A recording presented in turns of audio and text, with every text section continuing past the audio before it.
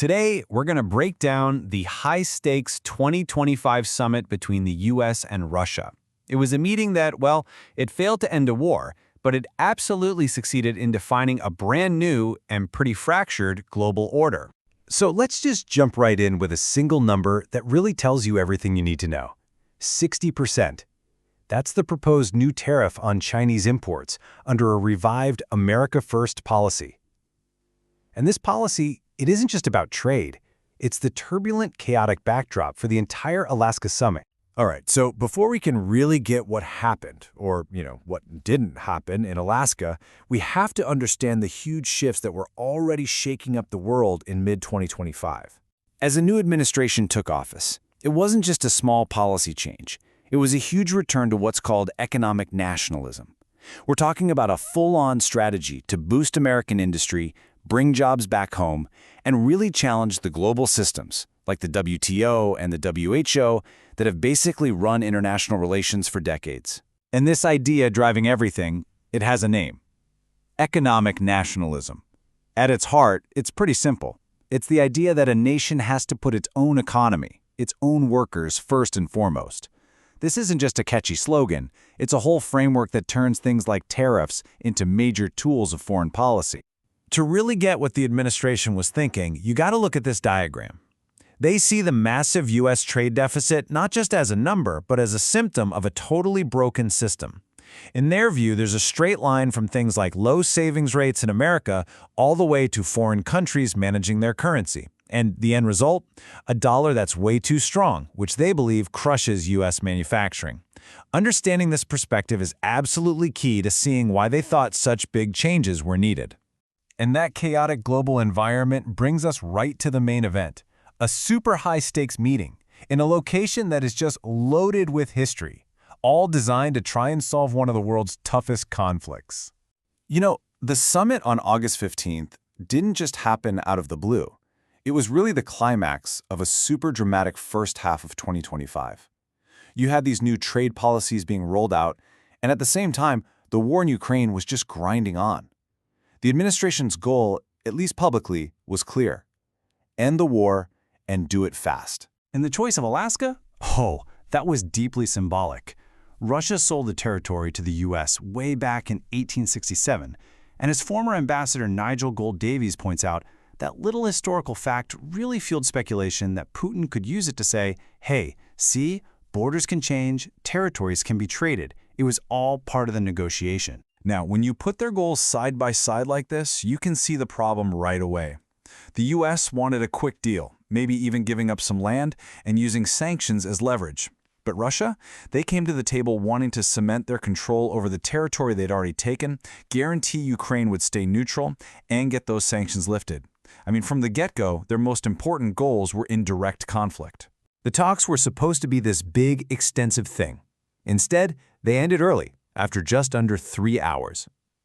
The entire world was watching and was basically left wondering, okay, so did anything actually get done? And then we got the official confirmation, straight from President Trump. This very short, almost cryptic statement really said it all. No ceasefire, no breakthrough, no deal. But here's the really crucial part. While there was no deal for the U.S., a lot of analysts, like the ones at the Atlantic Council, saw the whole summit as a huge strategic win for Putin. Think about it.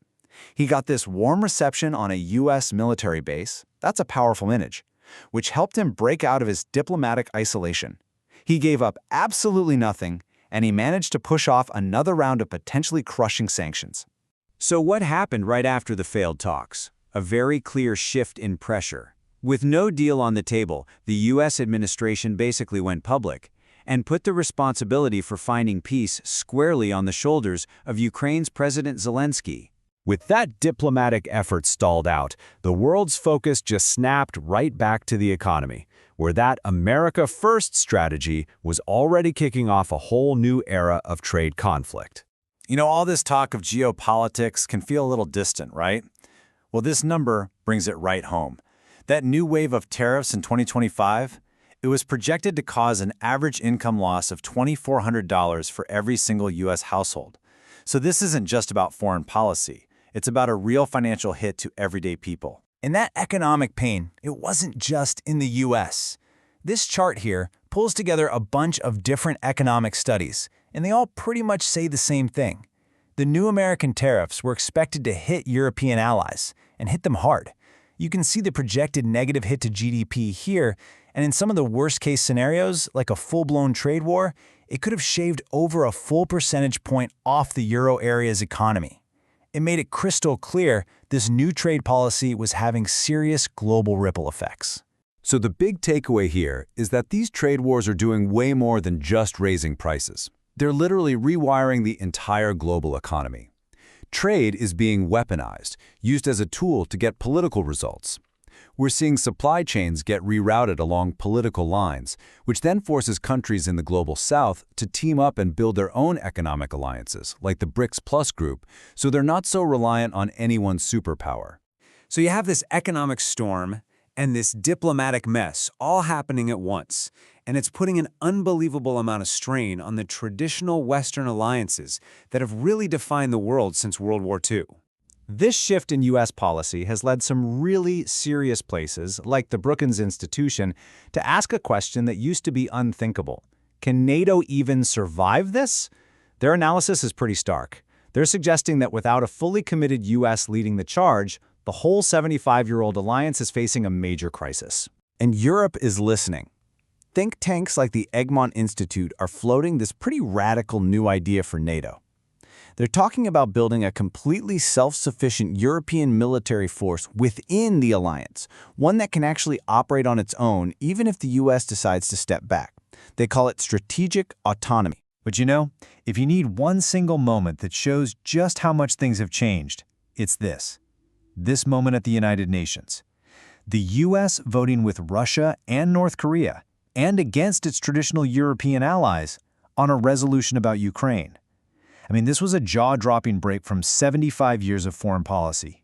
It was a clear signal that the old order was really and truly being turned on its head. So in the end, the 2025 Alaska Summit might not have delivered a peace deal, but it did make one thing perfectly clear. We are living in a new era. An era defined by economic nationalism, by alliances that are cracking at the seams, and a global order where the old rules, well, they just don't seem to apply anymore. And it leaves all of us with a really big question about the future of cooperation itself.